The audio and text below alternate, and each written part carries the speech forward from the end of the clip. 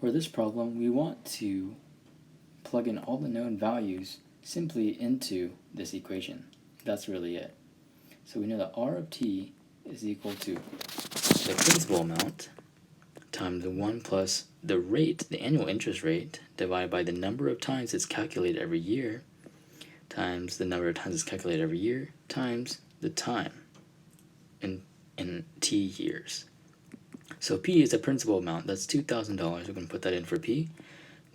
Times 1 plus R, the rate is 4%. And it also says that the annual interest is compounded once a year, annually. So that's once a year. So that's divided by 1 times 1. And then it says 1 year. So T becomes 1. So really what this is 2,000 times 1 plus 0.04 to the power of 1. This gets you 2,000, this.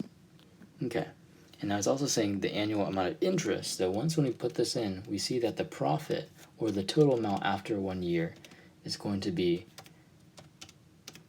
2,080. So the amount of interest is going to be when you subtract the principal amount from it. Don't forget this step. This step is also important, and it will also lead you to problems if you forget to do this. So this would be your final answer. Not 2,080, it would be $80 because you had to subtract the principal amount when you're trying to find the amount of interest that you earned.